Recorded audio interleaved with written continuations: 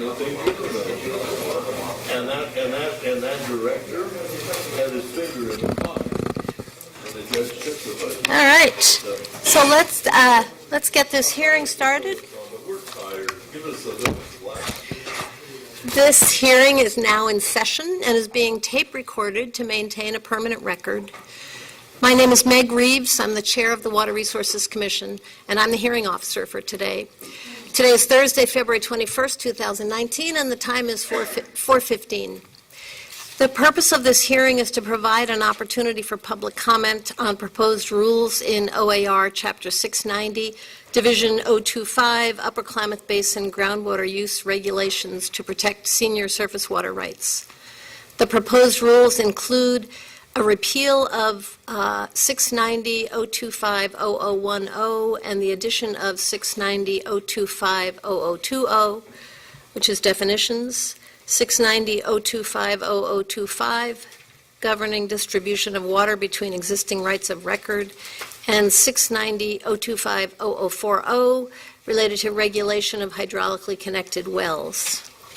In addition to the opportunity to present at this hearing, anyone may submit written comments by 5 p.m. on Monday, March 4th, which is the close of the public comment period. I'm going to say here where to send these rules, or send the comments, but if you want to send them, if you check with these guys, you can get this in writing. Send comments to Rules Coordinator at Oregon Water Resources Department, 725 Summer Street Northeast, Suite A, Salem, Oregon 97301, or by email to raquel.r.rancier@oregon.gov. Comments received after 5 p.m. on Monday, March 4th, 2019 will not be reviewed or considered by the agency unless the agency decides to extend the public comment period for everyone. Today, the Commission will not be responding to questions, as our role is to collect public comment on the proposed rules. The Department will review comments submitted during the public comment period. A subsequent staff report will be prepared and made available, addressing issues raised by the comments received. All the comments will be provided to the Commission for consideration before adoption of any rules. So I will use the cards that people have filled out to ask people to come forward and provide comment. And there are 9 requests for comment, and given the time and probably some of you may have long drives ahead, I'm not sure, but I'd like to try to keep each person's comments to not more than 5 minutes. If anyone, for people who are driving a long way tonight, if you want to kind of get to the head of the line, that would be fine with me.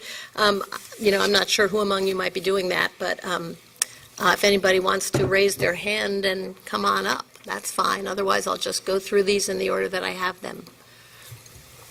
Somebody would like to come up? And if you could tell us your name and your affiliation when you come up. Are these on? Yes.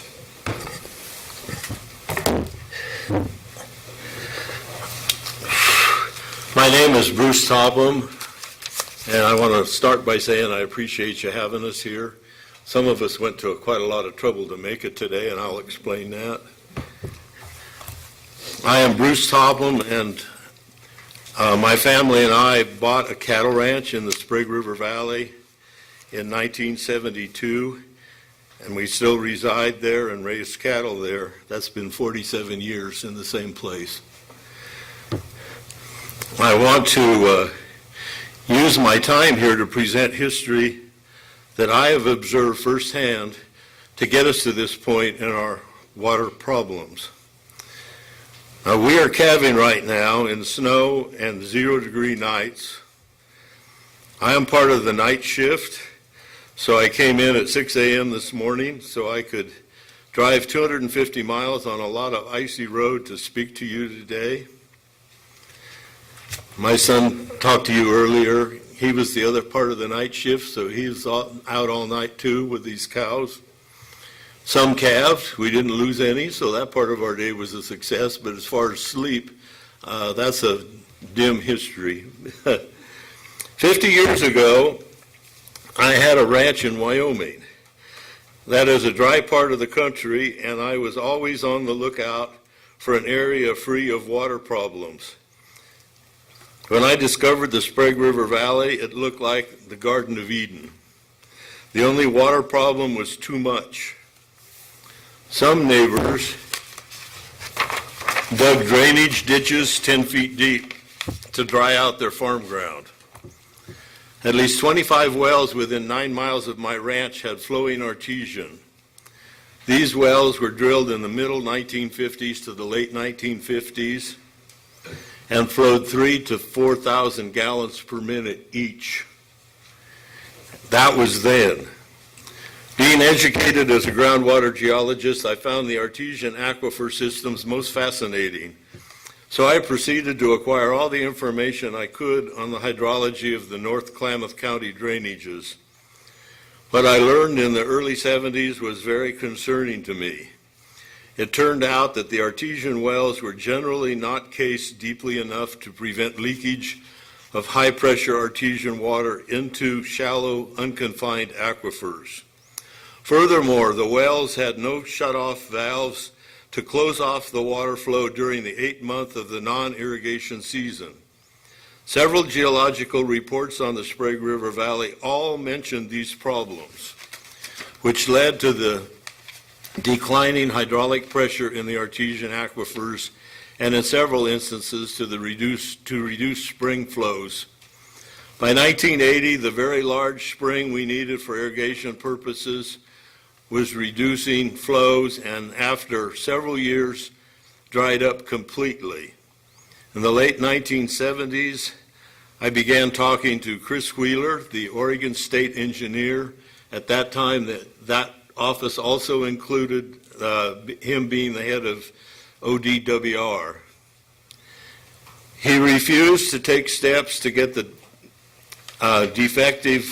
defectively constructed wells up to code. His answer was that if we wanted water, drill a well. I didn't have $50,000 to do that. The next ODWR director, James Sexton, agreed to study the problem with the wells. Their field geologists spent 2 years doing aquifer tests and field geology as well as monitoring various wells and springs. I put in many hours during those 2 years helping facilitate those studies. The result of the study showed that the year-round flow of these wells had depressurized the aquifers to the point of not flowing, and electric pumps were required to get water out of the ground. James Sexton recognized this, and his answer to the problem was for me to drill a well, even though at one point ODWR had agreed to repair 7 of these defective wells at state expense because ODWR had failed to monitor the wells in question. The next ODWR director was Bill Young. By the time he arrived at the ranch in 1984, he observed the springs exhibiting reverse flows as the creek disappeared underground in response to wells pumping. I still had no well, and Bill Young told me to drill a well. 3 directors in a row told me to drill a well instead of fixing the problem that we were trying to address. By 1986, I located financing and drilled a well in accordance with well building codes. This well exhibited no conflicts with any springs in the area. I should note here that in the 1980s, Department of Water Resources was encouraging development of irrigation, and to that end, they would provide low-interest loans to landowners for development of infrastructure such as wells, pumps, main lines, and sprinkler systems. I should also note that ODWR promised our wells would eventually be adjudicated and we would secure a priority date. This has yet to occur. No wells have been repaired or had valves installed by ODWR to date. As a result of this inaction, as far back as the 1950s, ODWR has ensured the destruction of this hydraulic system which if preserved and properly managed would still be viable and provide adequate water for all concerned. Now that's the history. Now addressing what you guys are talking about here. Let me address your pretty pictures. There is no evidence that all groundwater is hydraulically connected to surface water. There's no data that says that. Some maybe, all no, it's not there. Also, many of the faults you refer to are only suspected to be present, and only a limited number of them are known to leak. ODWR has written reports about some faults that are in fact boundaries to hydraulic movement. Also, I know of no test that empirically proved the depth that spring water originates. Many water wells from confined aquifers have water that is higher temperature and has mineralization unique to its own confined aquifer that does not show up in surface water.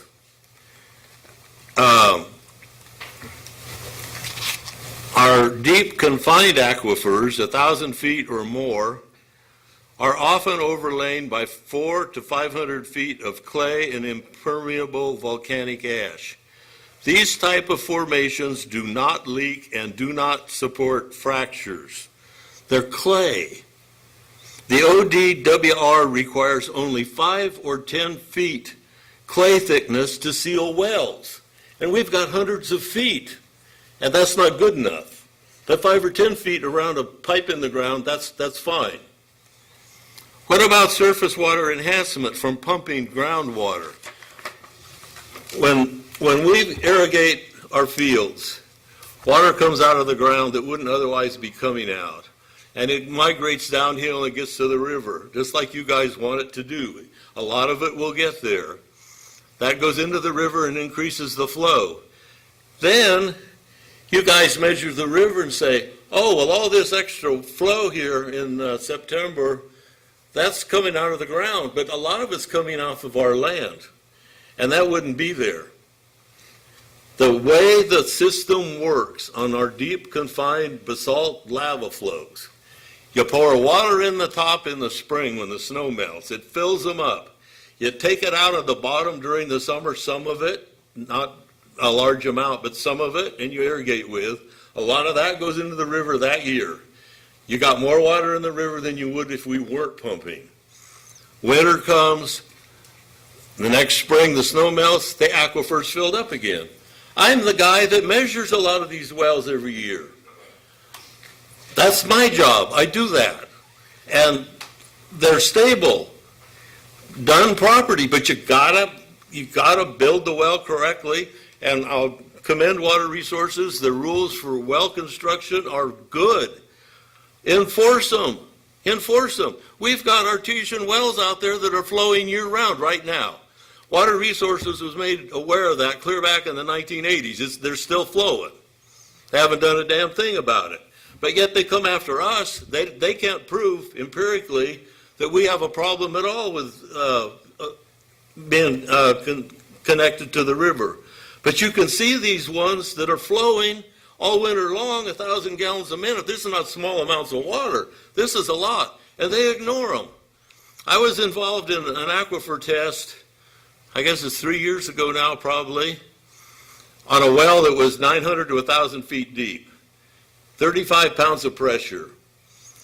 And it maintains its pressure all the time. You open the valve and you irrigate, it drops the pressure about 3 or 4 pounds. You close the valve and the pressure comes right back up. They shut that well off because they said it was preventing water from going into the river. A mile away, there's a flowing artesian that flows year-round. They didn't do one thing to address that issue. This is why we get disenchanted with this outfit. We've tried for years we want to preserve our groundwater too. But I can't use the word, but they frittered away our our aquifers, our confined aquifers and our pressurized wells. I mean, anybody can know if you leave the valve open, eventually it's going to go dry. And the law says you can't do that. But they allowed it to happen on 25 wells just close to me. There's more other places. These were close to me. So that's frustrating to us who care about doing it right. So then they come up with their model. You know, they ran, I believe, 3 different runs of the Sprague River in a big long reach between Beatty and Sprague River, where my ranch is. Starting in 1972 was the first one. They could not find any extra water coming in the river. It was not an open reach. There was no water coming in. And yet, after I believe it was the 3rd time, they could not measure the top of the reach and the bottom of the reach and show a discrepancy in the amount of water from what they could measure on the surface. So they decided, well, we don't do gaining reaches anymore. Now we make models. And you can't argue with the model because that's the last word on the subject. But in the real world, you didn't get those results that they're talking about. They couldn't get it. So they abandoned the effort and went to a different approach to get their way with it. This is frustrating. It's the same way they talk about these fictitious faults. There are faults out there. There's one on my ranch, obvious as hell. You can see it. It's the exception, and it doesn't seem to do anything. There's no springs associated with it or anything else. But there was a well that I had to write a report on that went to a court case, a civil case, between a landowner and a well user, a pumper, an irrigator. And then the state did a report too. Their report, and you can get it, dig it out. 1977, Robert Almy wrote a report. He came out there, he's a field geologist, he measured everything, and this is what he found. You got a well, about 250 feet deep or so, not contained water. It was uncontained, it was the top part, Yana Formation. The guy starts the well up, he pumps about 4,000 gallons a minute, and he affects a spring 4,000 feet away in 20 minutes. The spring is a big one, 158 gallons a minute is what they measured. So 20 minutes after he starts his well, the spring starts down. And in 23 hours, the spring ceased to flow, period. That looks pretty straightforward. Except about 400 or 500 feet from that spring, there was another spring. It flowed 154 gallons a minute. It's about the same size as the first one.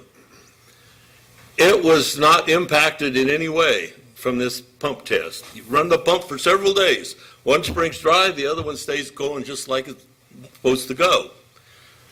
Back where the big well was, 400 feet away, they have a house well drilled into the same formation. Good well logs. The drillers there, and that's a problem we have with some of the drillers, especially in older times, they couldn't, you had to decipher their well log and try to figure out what they were trying to say. This had good well logs. And that big well could pump all summer long and never affected the house well 400 feet away. But it affected the spring 4,000 feet away. Now you're telling me that there's nothing impermeable out there? I did the work. There was possibilities. Mr. Topham, I'm concerned about everybody else who's waiting to speak having time. I'm wondering if you can move toward the conclusion. Okay, the conclusion is that there was a fault. I mean, I don't want to leave you at the end of this mystery not knowing the answer. There was a presumption, and I have every reason to believe a fault extended from the east side of the well to the east side of the spring, and that was a boundary.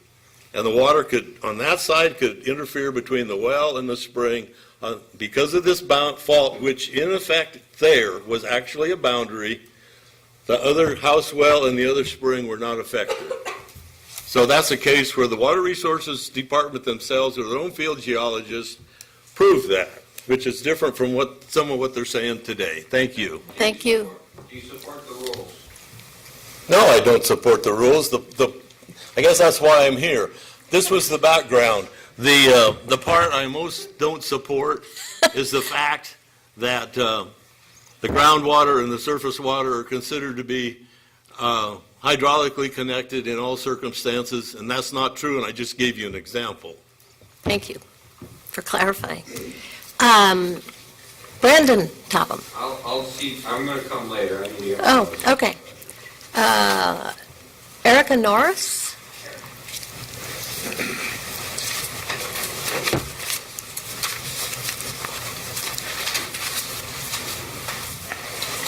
If you could state your name for the record and your affiliation? Okay, I'm Erika Norris, and I'm here to speak in regards to Virginia Topham. Her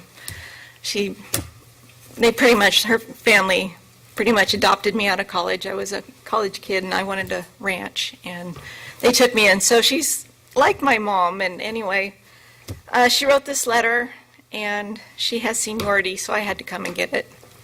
She's at home calving, so. Okay,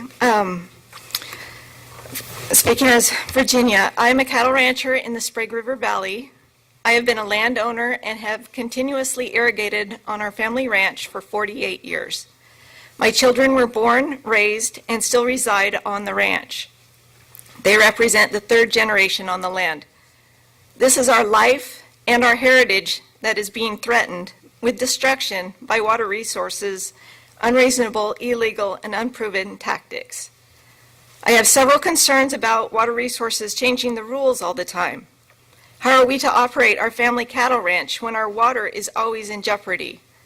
This land has been continuously irrigated for over 150 years. Without water, the ranch becomes a desert.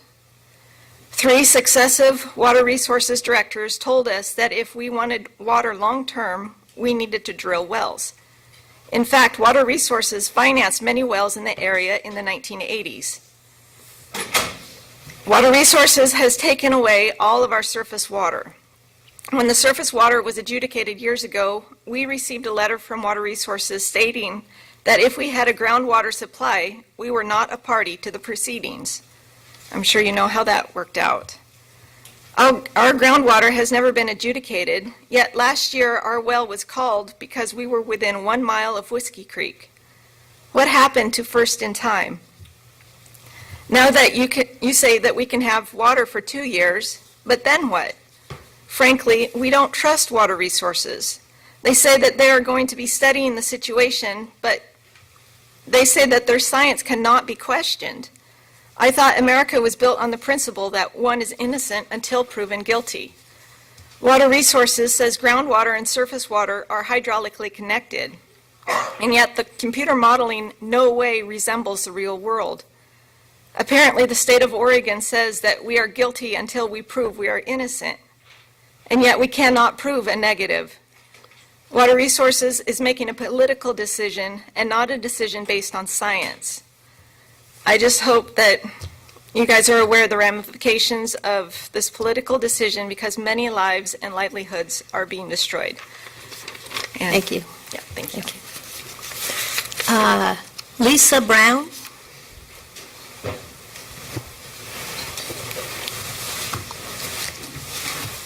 Is this one on? For the record, Lisa Brown with Water Watch of Oregon. Thank you for the opportunity to testify on the proposed rules. Water Watch will be filing more detailed written testimony, but I wanted to just highlight one thing today, and that is that we're unable to see how the agency has the authority to adopt the proposed rules.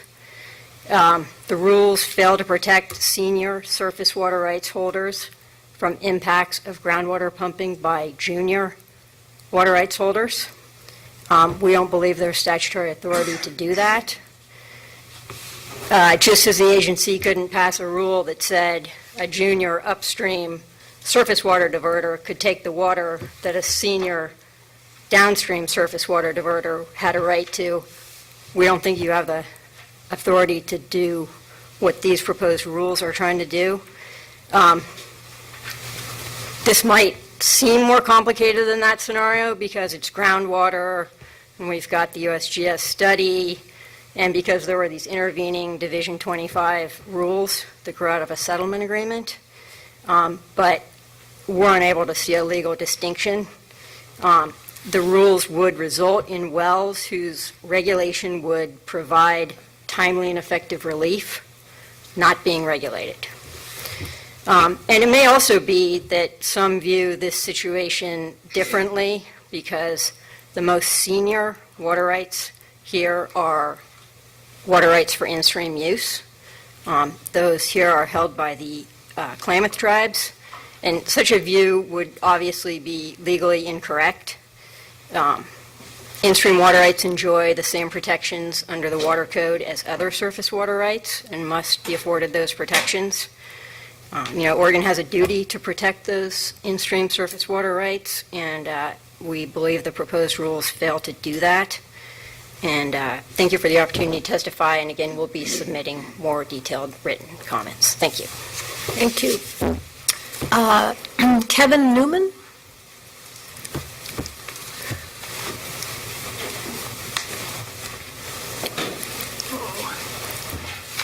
Thank you for this opportunity.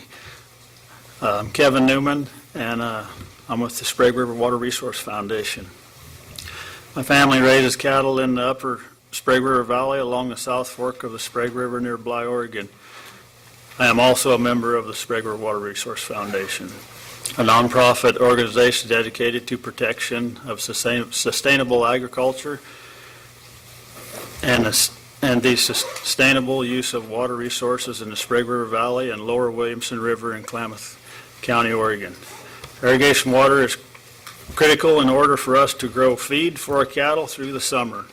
The family has previously adjudicated surface water rights that date back to the late 1800s, but they are practically unusable now as a result of OWRD's inaccurate quantification of in-stream flows for the Bureau of Indian Affairs. The department set the in-stream flows so high they are only met during flood events or in years of enormous snowpack, and even then only for short periods of time. As a result, unless or until those in-stream flows are corrected as part of the adjudication process, groundwater is our only lifeline for sustaining our family business and many others throughout the Sprague River Valley. Many ranchers in the Sprague River Valley have invested hundreds of thousands of dollars to develop wells as a supplemental source of water. Despite these investments and the importance of groundwater as a supplemental source of water for when surface water is not available, the department shut off more than 140 wells last summer based on the enforcement of the BIA's unrealistic and unobtainable in-stream flows. Our community had no choice but to act. My family and 9 other ranchers in our area filed lawsuits challenging the regulation orders. Our main concern is that irrigators are entitled to due process before being regulated, not after they are regulated. We think the legislature has made it clear that contested case proceedings must be afforded to irrigators before they can be regulated to fulfill a surface water right. We don't think the department can regulate an entire agricultural community off on the basis of a hydraulic model without site-specific data and giving ranchers due process. In addition, we think the department's modeling and assumptions about the interaction with groundwater and surface water is horribly flawed.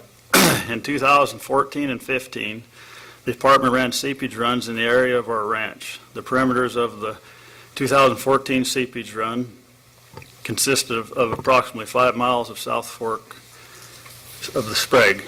When the department assessed measurements and data from that seepage run, no gain was detected. I personally have irrigated from the South Fork for 40 years, and the only gains I've seen is from the wells being on. In many years, as late summer approached, turning on the wells kept the river running. The model now being used to determine connectivity between ground and surface water, no credit or net consumptive use is figured into the equation. When dealing with people's livelihoods, I believe everyone wants to ensure accuracy. I also believe experience year after year irrigating develops a keen sense of what is truly going on with river levels and wells. Hopefully you will take into account our experience and at the bare minimum weigh them equally with the department's model. That said, my family agreed to dismiss our lawsuit when the department agreed to propose new groundwater rules for 2019. Although I do not think the rules are perfect, I support the department's overall approach of backing off on regulation to provide a 2-year period for the parties to try to resolve these difficult issues. Not only will this provide needed relief to upper basin irrigators, this is a necessary step for the department to have an opportunity to build trust and credibility with the upper basin irrigation community. I continue to have reservations about the department's statutory authority, and I do not think it is fair for the department to regulate the 7 wells targeted by these rules, but I appreciate the fact the department is stipulating in these rules do not establish precedents for future regulation. Therefore, I urge the commission to adopt the rules as proposed. Thank you. Thank you. Roger Nicholson?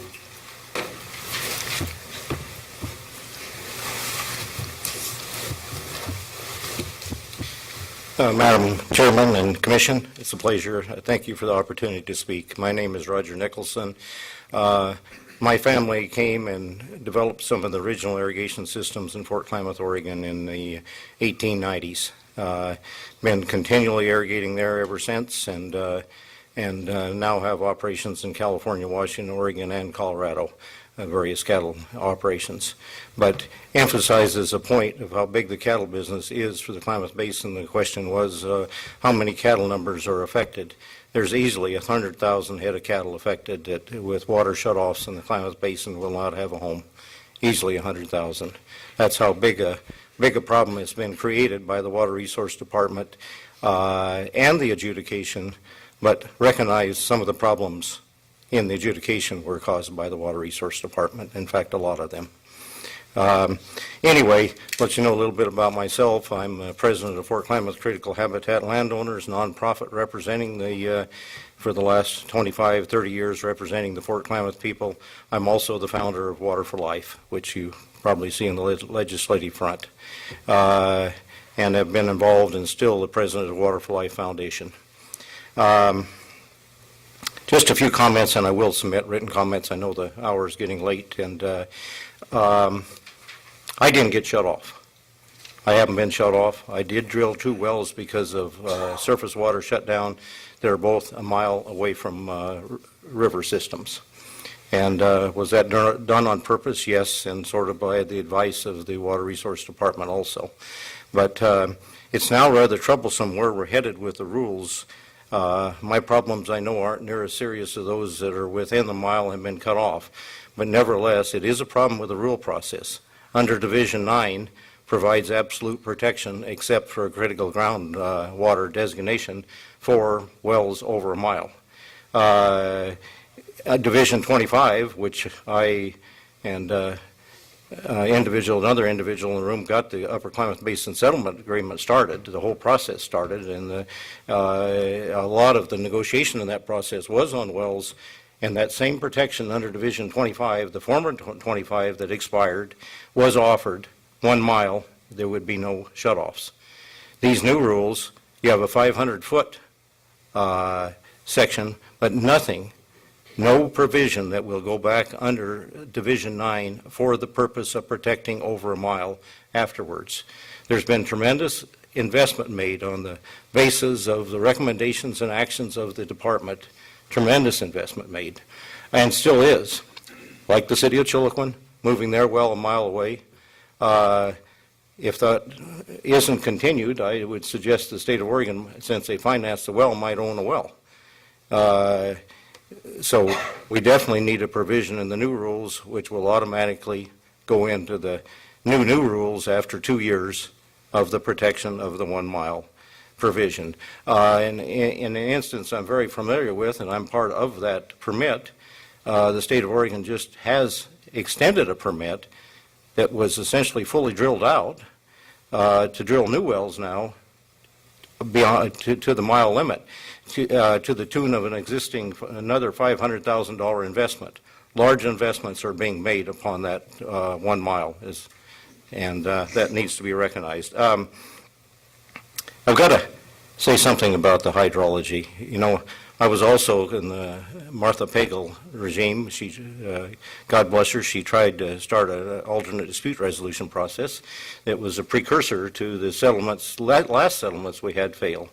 But interesting enough, the department had a hydrologist there that just more or less said, this modeling we're doing is just a whole lot of guesses.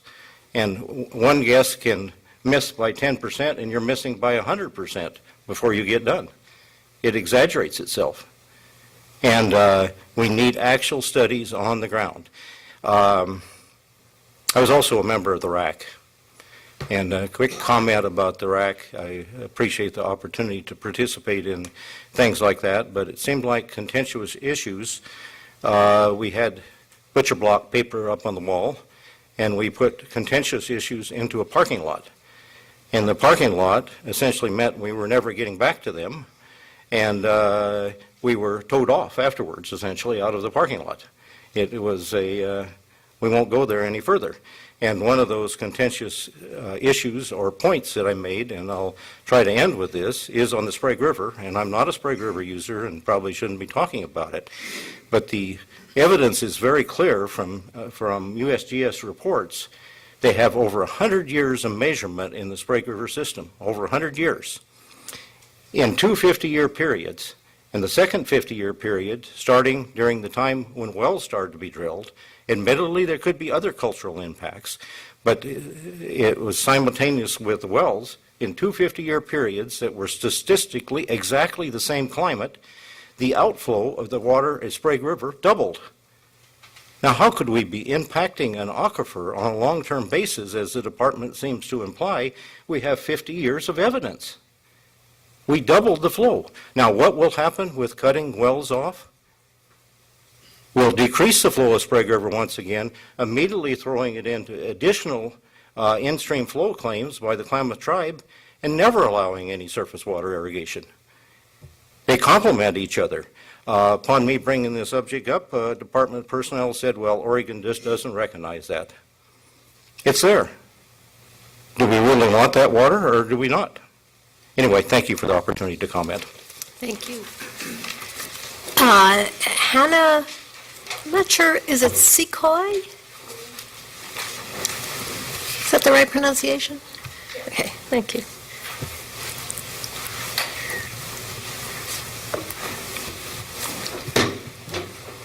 I'm here on behalf of Susan Topham, who's at home calving still. Both my family and hers are ranchers in the Sprague River Valley. I am writing to ask you to oppose the proposed water resources rules. Even though these rules are temporary, they set a dangerous precedent for how water is managed in the West by codifying the fallacy into law that all surface water and groundwater is connected. Water Resources has done studies that have concluded the opposite is true in many instances, but this rule isn't about science. This is purely a political move to further diminish agriculture in Klamath County and eventually the whole state. Currently, groundwater is supposed to be managed separately from surface water. There are a lot of good reasons for that. If all groundwater is connected to surface water, then well construction standards are no longer needed. Also, this rule change could impact hundreds of construction standards, hundreds of Department of Environmental Quality sites in Klamath County. They settled cases based on the science that showed no interference between surface and groundwater. If real science is to be ignored and this political opinion is codified into law, those settlements will be moot. I'm also very concerned about the way that these rules have been created. I attended both Rules Advisory Committee meetings, and it greatly concerns me how Water Resources completely ignored the suggestions of the members on that committee. It seems that Water Resources has an agenda and is going to push these rules through no matter what. These rules are being touted as necessary to allow Water Resources time to engage the community and create permanent rules. Thus far, Water Resources has completely ignored the concerns of the community. How are these rules going to change that? I don't think they will. I urge you to either reject these rules in their entirety or at least remove the part about all surface and groundwater being connected. This rule bodes ill for all water users in Oregon. Thank you. Thank you. David Mosby? Okay.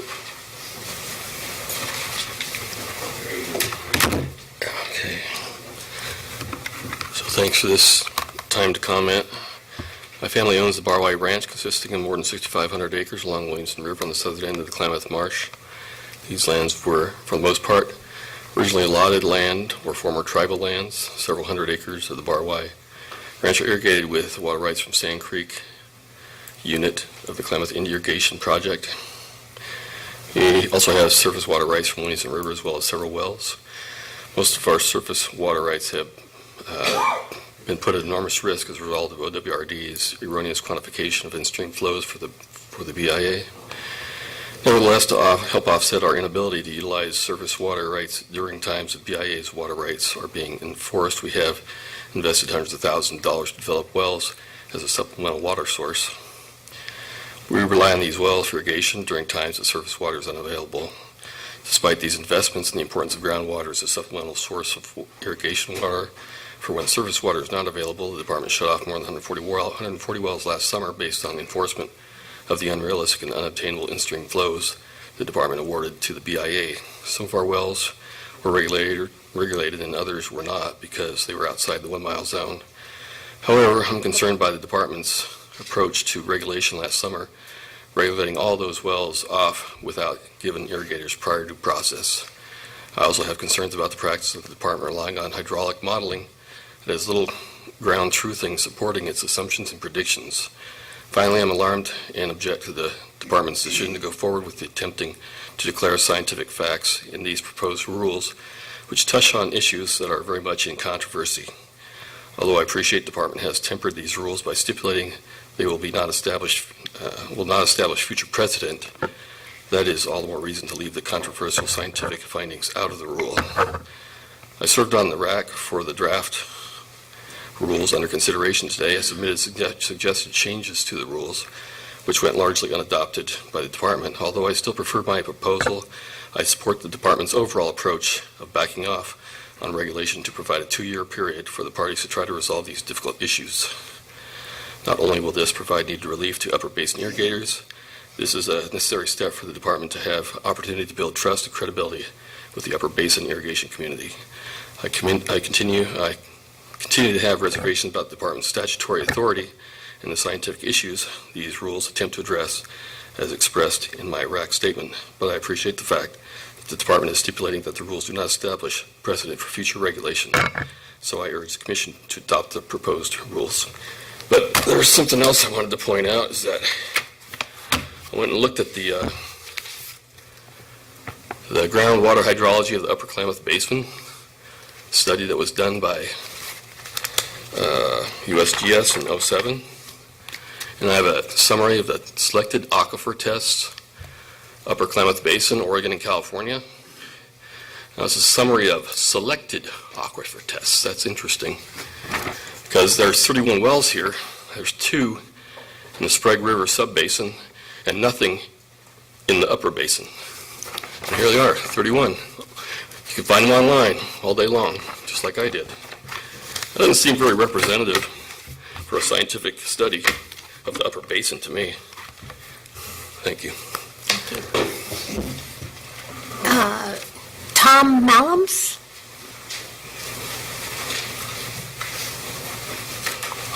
If you could state your name just for the record, too, please. Thank you.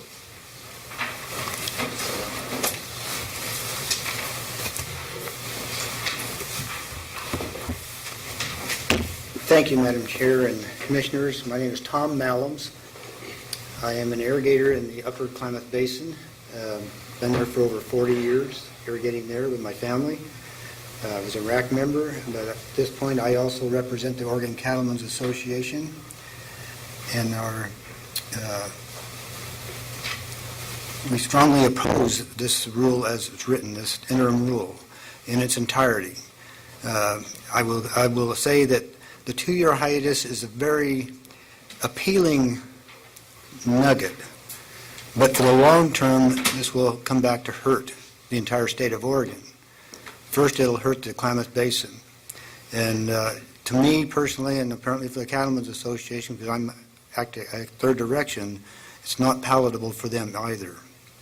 We will be submitting more detailed written statements probably before the next week's meeting. I would also ask that you, in your spare time, look at the capitalpress.com. There's a commentary in there. If you just look for Trojan horse, that will give you a little bit more insight to what the mentality is, or the thought process that's going on in the Klamath Basin in respect to Oregon Water Resources and their Trojan horse in this temporary rule. I'll start off with a 1990 letter, which I had offered here to pass around so you can actually see for it yourself. From Oregon Water Resources Department, is sent to all water users, plainly states on the lower portion of page 1, if you only use water from a groundwater source or from a municipal water supply, then you need not do anything further. You will not be a party to this proceeding, speaking of the surface water adjudication. With groundwater being shut off under surface water call, this is a blatant lack of due process for any and all groundwater users. This not only includes ag irrigators, it also includes 3 cities in Klamath County, stock water users, homeowners using spring water, and numerous industrial and recreational business interests in Klamath County that have been really strapped hard with these rules, or with this water shutoffs. The 2 recent Rules Advisory Committee meetings, the RAC strongly objected to this interim rule. Most all of the edits or strikeouts were completely ignored. It is widely believed that the RAC was convened only because it was a requirement, and once done, or OWRD can then check the box that shows the RAC had met as required. Also widely believed is this 2-year interim rule purpose is to reduce the ongoing litigation against OWRD. They have spent current litigation funds of $836,000 and received another $1.4 million, and now asking for another $1 million. The question would be, how many wells could they have tested with that millions and millions of dollars? And this will continue on for many more years. All they have to do is test some of these wells and see if their model really works. One of the strongest criticisms, another item here, you can see why Governor Brown is now asking for a $2.6 billion tax increase with agencies like this spending money.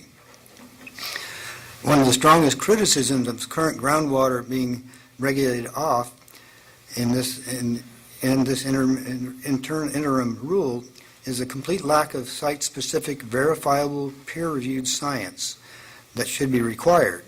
There is much current site-specific scientific information available that we feel continues to be completely ignored.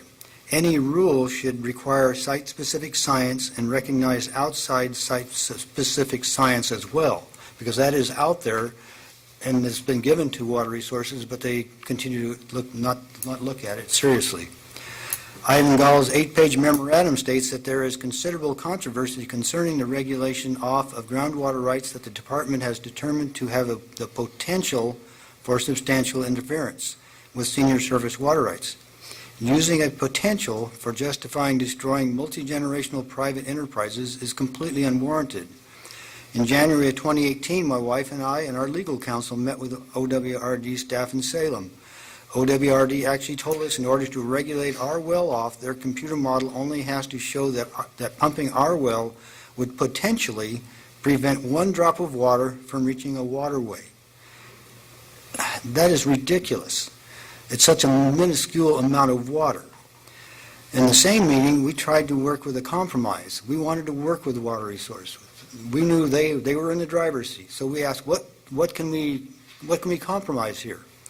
Their bottom line compromise amounted to saying, we might be able to, maybe in some years, allow you to pump 100 gallons a minute. You can't even charge a system for the 100 gallons a minute. That's not a compromise. That's a death sentence for another family farm operation. According to OWRD, I and many other groundwater users are guilty until proven innocent. I must be misunderstanding the Constitution. We have asked what we need to do to show we are innocent. They ask for more specific irrigation practices, such as, but not limited to, time of use, length of use, crop information, use of frequency drive pumps, and all kinds of things. We gave that information to them, and again, it was ignored. Again, we asked what we need to do to prove our innocence. We were told to have individual wells tested by competent licensed geohydrologists. That has been done, and again was ignored. And they actually still do not understand why there is near zero trust in OWRD among the citizens of the Klamath Basin. A lot of the science is out there. It just needs to be looked at and really seriously looked at, as one of the members said here, put it back into that model with the new information and see what it comes up. But they will not do it. They say it comes out the same. You can't have many variables changed and come out with the same outcome. That's not a true model. Every input is going to change a model outcome. It has to. These interim rules are supposed to be for the upper Klamath Basin. However, in 690-025-0040, the actual wording is, in number 1, in the Klamath Basin, groundwater and surface water is hydraulically connected. Number 2, wells that withdraw groundwater in the Klamath Basin reduce groundwater discharge and surface water flow. OWRD admitted in the RAC meeting that that wording means the entire Klamath Basin, not just the Klamath Basin. This seems to be a reach into the Klamath Reclamation Project and other groundwater users. It's supposed to be rules for the upper basin, but it's gobbling up the rest of the Klamath Basin. OWRD claimed their science document 2007 USGS 50/50 report shows there are no confined aquifers in the Klamath Basin. That actual document acknowledges that there is compartmentalization of aquifers with impermeable boundaries in the Klamath Basin. That is a confined aquifer. Our individual well, when we drilled it back in 2000, we got the permit in 2001, and at the encouragement of Water Resources, it pumps, when it was drilled, 750 gallons, doesn't pump, it flows 750 gallons a minute artesian flow under about 5 pounds pressure. Now, that same well flows 850 gallons a minute artesian flow and about 7 pounds pressure. The flow and the pressure is coming up. According to their model, everything should be going down. There are other wells besides ours that are showing the same characteristics. Another side note of this same USGS study acknowledges that 85% of wells in the Klamath Basin are not even in the upper basin. Why are they picking on the upper basin? OWRD claimed their science is peer-reviewed, but it seems to be only done in-house, according to USGS standards, they say.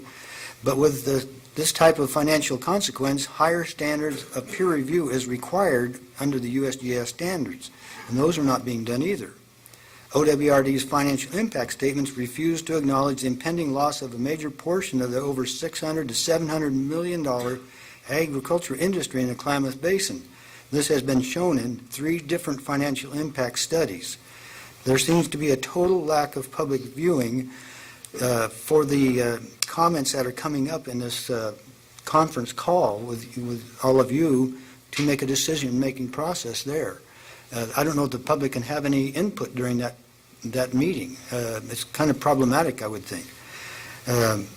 Also, which was mentioned once before in this, they are ignoring the historic river flows from the 20s to the present. In the 1950s, when wells started being drilled, the river flows came up.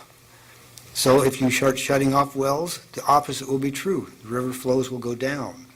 Their modeling shows a small, even mentioned as a microscopic amount of influence on surface water.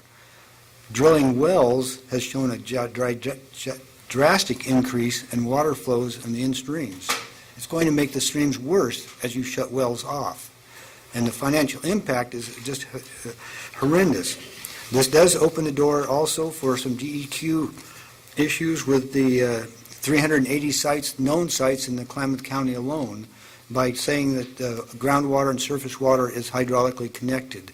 That can open up previously settled cases on many DEQ sites where DEQ determined there wasn't interaction between ground and surface water. This kind of a rule in place will open that door up. It will countermand what DEQ has determined. So I thank you again for your time and your efforts in this very critical issue. This is not just a Klamath Basin issue. We fully believe that this is a statewide issue if it's not stopped here. Thank you, I appreciate it. Thank you. Brandon Topham? Hello, Madam Chairman. Hopefully I'm calmed down and don't sound so aggressive. It's when I get nervous, I sound more aggressive than I am. I thank you all for conveying this meeting and letting us speak. I think I'll start by talking about the RAC meetings. Those were very interesting to me. I greatly enjoyed watching those from the audience, and I think it's noteworthy. I haven't heard anyone else mention it here, but at the first RAC meeting, they asked everybody present if you support the rules or against them. Every single person in the room was against them. They did not ask that at the second meeting. Just as me wandering around asking people, I could not at that time find a single person who supported these rules. And that includes the Indians, Water Watch, every irrigator in the room at that point. I couldn't find anybody that was in favor of these. Different people have different objections with the RAC rules or with these proposed rules. Most of the irrigators are complaining about the assertion that Water Resources is making that the Klamath Basin and surface water are hydraulically connected. We believe that that is blatantly false, or at least to a measurable degree, it is blatantly false, at least in certain areas. The Water Resources likes to cite the 50-50 report, so I'm going to thumb through it here a little bit with you guys and throw some things back at them that they like to talk about.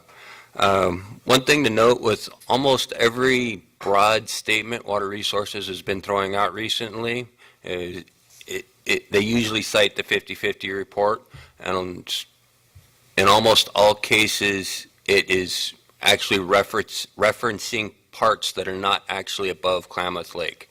I would urge the department to come up with some new terms, say above Klamath Lake and below Klamath Lake, because when you read the 50-50 report, it defines Upper Klamath as everything from Iron Gate Dam up and includes the side basin of Lost River. There's a lot of different geology over there that is not present or is different in the Sprague River Valley in particular. Earlier we saw a lovely report talking about the basin and range, for example, and the geology out here. Sprague River is very interesting in that it goes at right angles to the basin and range. I was present at a field trip with a bunch of geologists, and at that time, I think that was about 10 years ago, they could not explain why does the Sprague River go the other way? That's a rather basic question. Why does it go this way instead of that way? Every other one goes like their map, but the Sprague River goes right angles to all the others. And there's a lot of other questions that are not answered with regard to the Sprague River. And if you look through the 50-50 report, they'll mention a lot of them.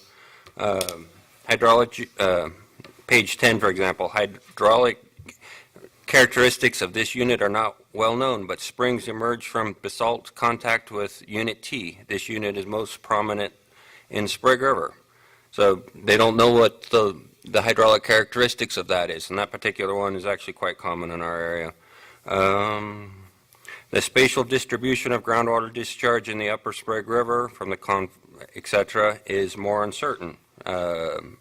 Here's one where there's flat out talking about due to lack of data. Quantifying temporal variations in groundwater discharge in the Sprague River subbasin is difficult due to a lack of data.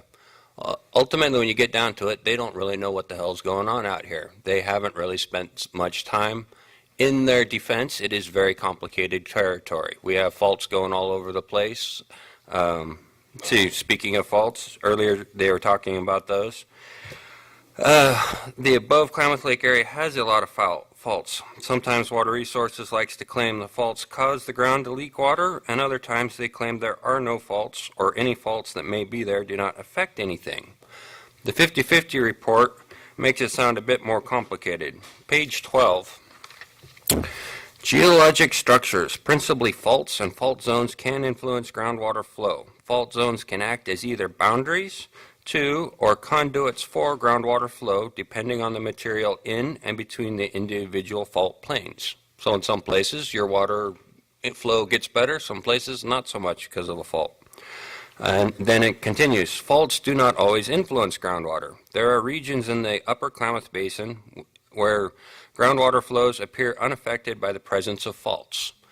And nobody knows where all those faults are. And there's no way of knowing a given fault if it's going to make things better or worse other than going out there and measuring things.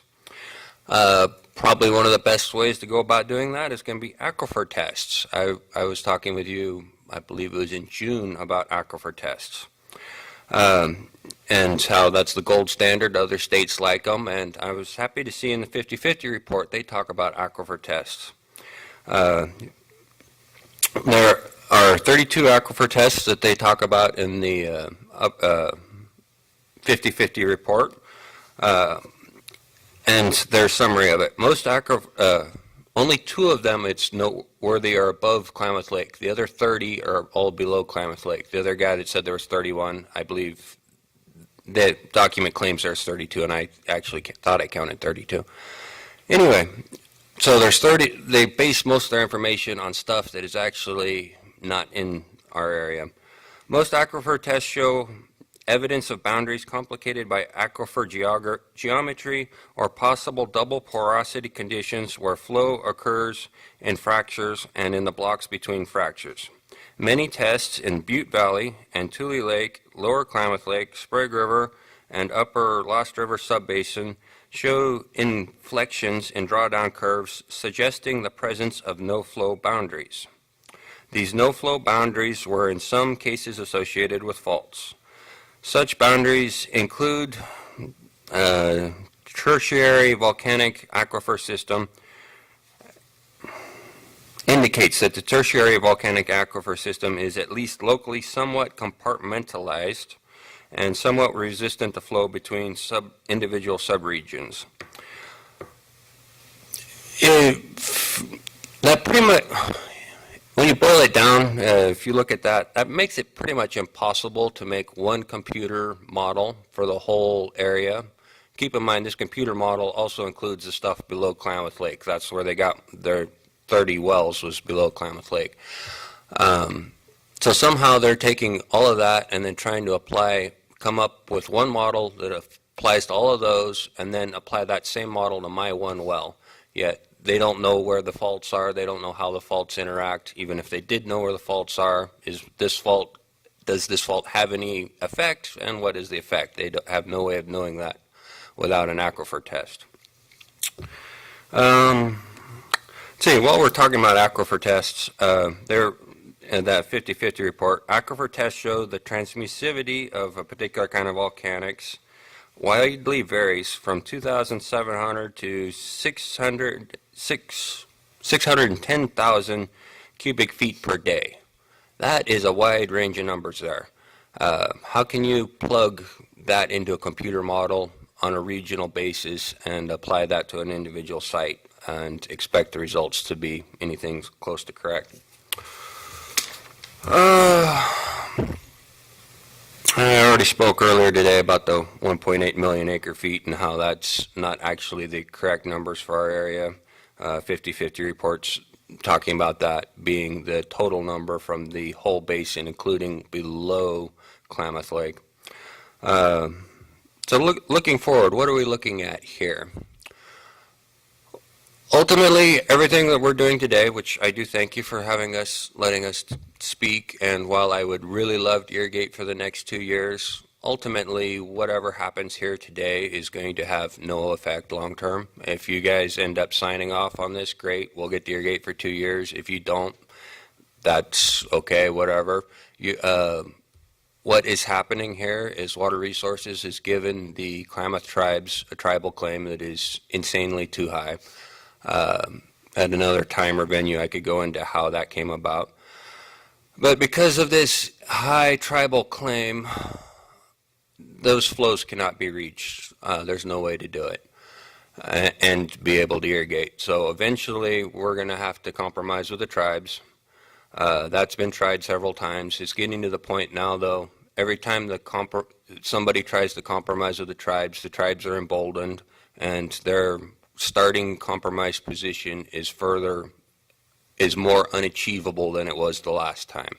It's gotten to the point where the Mickelson, I believe, is the guy that's from the federal level that's out here trying to settle things, and it's the point where he doesn't even bother talking to the tribes. They're just so far out there he can't talk with them. So he's flat out told us, everybody above Klamath Lake, you're just screwed. I can help the project maybe, but above Klamath Lake, I'm sorry, there's just nothing we can do for you. So ultimately, we're going to either have to settle the tribes or we're going to have to litigate with them and get their tribal claim knocked back down into reality. So, and between now and then, I would love to irrigate. On the flip side, if you guys approve this as written, you're substantiating the claim here that all groundwater and surface water is interconnected is going to make it harder for us to fight the tribes at a later date when we got to get them knocked back into reality. So thank you for your time. Thank you for this chance to speak, and may everybody have a good day. Bye. Thank you. So that is, I believe that's all of the people that wanted to provide comment. Have I missed anybody? It looks like I have not. So thank you for coming, and this adjourns this public rulemaking hearing.